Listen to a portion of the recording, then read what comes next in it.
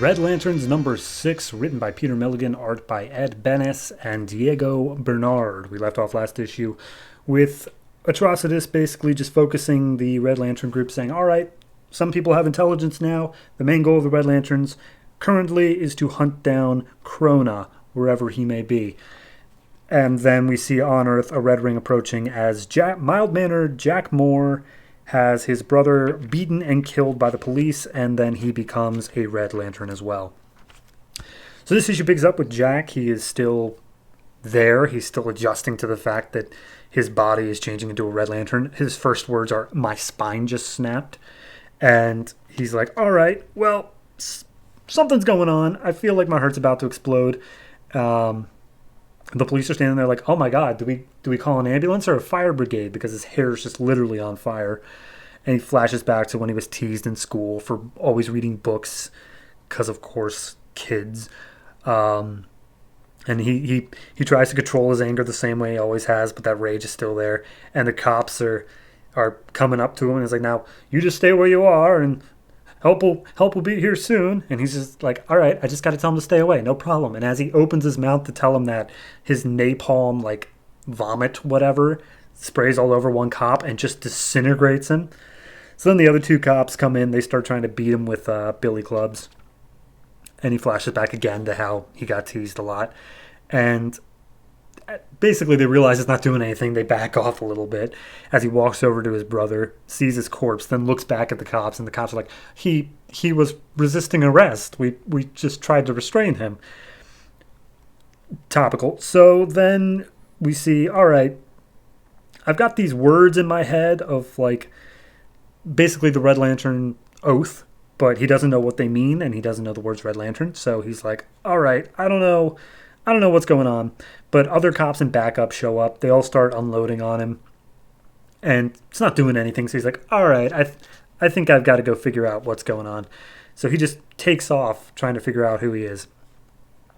So despite the fact the last issue left off exactly where Atrocitus was like totally in control of everything going on, this issue picks up with him strangling Bleeze. Just like, how dare you think that you could do better than me? And he's like beating the crap out of her.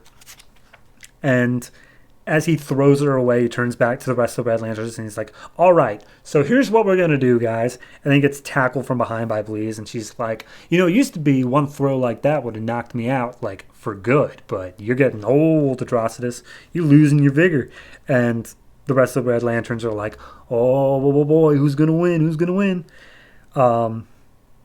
But we see Atrocitus, again, just like throw her into the ground, drag her through the stones, and as it looks like he's about to lay a finishing blow, I think it's Scalix steps forward, and he's like, all right, Atrocitus, hey, you punched her enough, man, just let it go.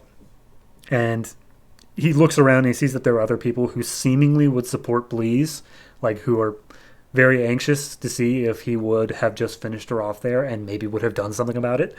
But he tosses Bleeze aside, and then he starts, like, justifying himself. He's like, you question me. Without me, you'd all still be victims, blah, blah, blah. And then as he realizes what he's doing, he's like, why do I have to explain myself? I'm Atrocitus. Screw all of you.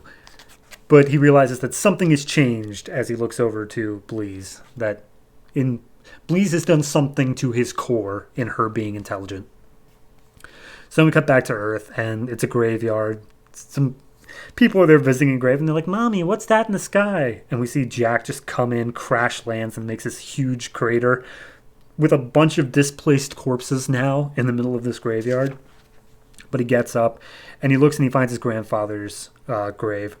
And he cries. He starts freaking out a little bit because his flashbacks to his brother telling him that a guy named Baxter is the one who killed his grandfather. And that name just rings in his head, and he's like, Baxter, rage, Baxter. And he picks up the tombstone of his grandfather and just starts flying away with it.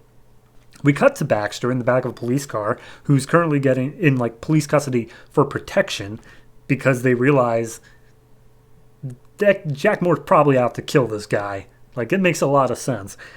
And the police are like, don't worry, Jack couldn't hurt anybody. I'm sure you're safe.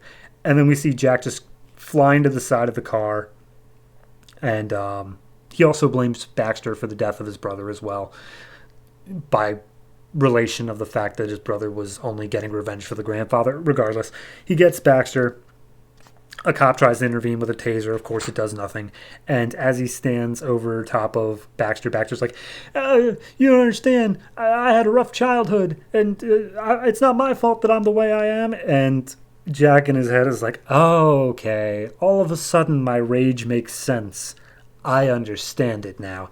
And he plunges the tombstone down with a crash noise on Baxter's head. But we see that it was protected by Guy Gardner, who shows up and was like, hey, buddy, you and me got some talking to do. And that's where we leave off on the issue. I like it.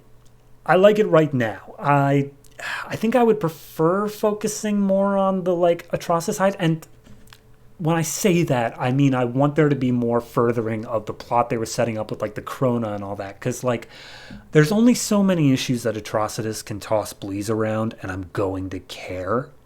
Like, yeah, she's duplicitous and possibly scheming.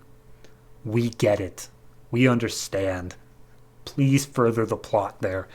On the other side of that, the Jack Moore stuff, I think it was a bit too slow-paced in the beginning in terms of getting to this point, but now that we're exploring it and we're just moving quickly through it of him hitting all the beats he needs to, I'm fine with it. I think that particular plot probably could have gone back in like issue 2 or 3, and I would have been much more fine with it. But I get wanting to develop the Red Lanterns that have already been established before you introduce this new one.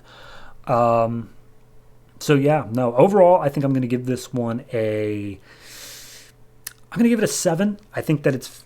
I think the art is pretty good overall. There are some weirdnesses to Jack just because of the way his flame hair works. Like, it frames his face kind of weird at times. But all the Red Lanterns look great, and most of Jack looks great as well. So, yeah, no, 7. I'm down with it, and there's one more issue in this trade. So, Guy Gardner making an appearance to save the day? Question mark.